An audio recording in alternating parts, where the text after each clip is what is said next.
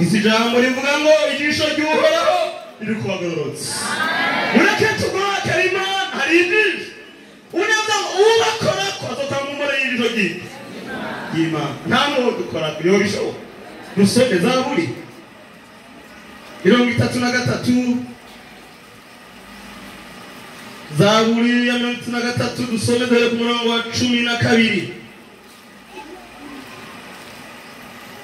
ijisho ry'Uhoraho riri kubagororotse riri kubaha Imana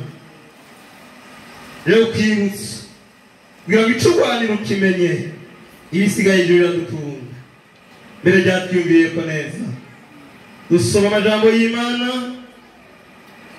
turahera ku murongo wa 12 twumvice ijambo ry'Imana ritubwire ibi ndababwira nta nteguro turigira mariko Imana iragororotse 12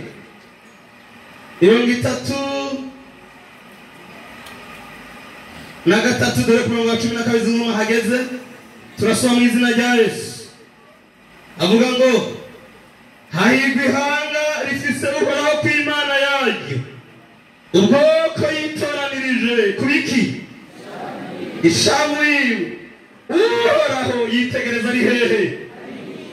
ari abana b'abantu bose adagiye ku ntebe y'iki y'icubahiro yitegereza abo mw'isi bose umva ijambo rikomeye niwe abumba imitima yabo bose akitegereza ibikorwa byabo byose nta mwasi akizwa n'uko ari n'ingabo nyinshi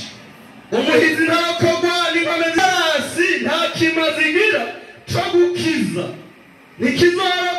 ntizorakoresha umuntu inkomezi zayo nyinshi ariko umviriza igaruke ryiza 18 ijisho ry'Uhoraho riri kubamwubaha riri kubiteze imbabazi ziwe